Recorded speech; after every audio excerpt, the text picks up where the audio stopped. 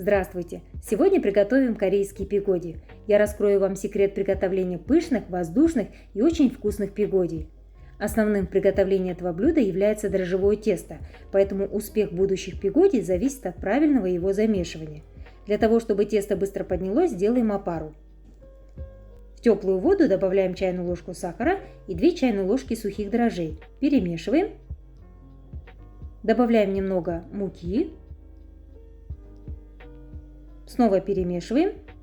Закрываем пищевой пленкой, либо крышкой. Укутываем полотенцем и оставляем на 10 минут, чтобы дрожжи активировались. Прошло 10 минут, дрожжи активировались, теперь замешиваем тесто. Переливаем массу в глубокую миску, кладем соль, растительное масло, частями муку и замешиваем эластичное тесто. Мука бывает разной плотности, поэтому пропорции плюс-минус могут немного отличаться. Как только тесто перестанет липнуть к рукам, ваше тесто готово.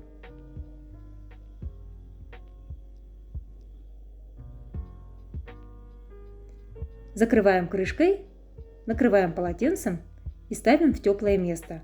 Можно слегка прогреть духовку и оставить там тесто подниматься примерно на 1 час. А пока приготовим начинку. Капусту мелко шинкуем. Я беру на глаз, по желанию можно добавлять больше или меньше, кто как любит. Я люблю, когда мясо больше, чем капусты. Слегка солим нашинкованную капусту и мнем ее руками, чтобы капуста пустила сок.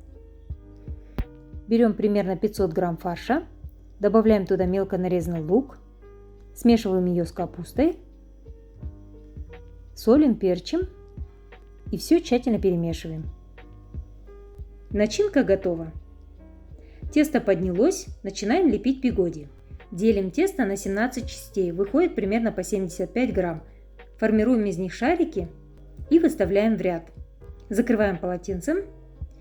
Берем самый первый шарик и без скалки руками раскатываем небольшие лепешки диаметром 3-4 мм. Кладем посередине начинку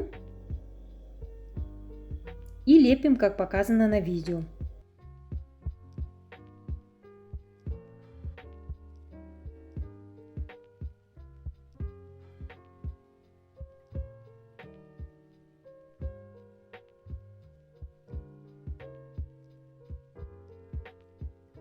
Смазываем листы мантоварки растительным маслом и укладываем пигоди на расстоянии друг от друга.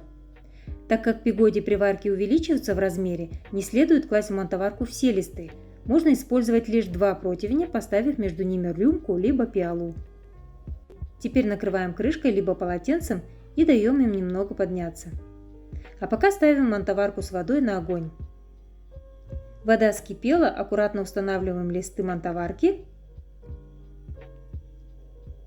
Закрываем крышку и готовим 45 минут. Еще один важный момент, чтобы тесто не опало в процессе варки, мантоварку следует накрыть полотенцем и не открывать ее до готовности. По истечении 45 минут выключаем огонь и не открываем крышку еще 10 минут. Прошло 55 минут, пигоди полностью готовы. Посмотрите, какие они получились пышные, мягкие и тесто не резиновое за счет того, что в тесте присутствует растительное масло.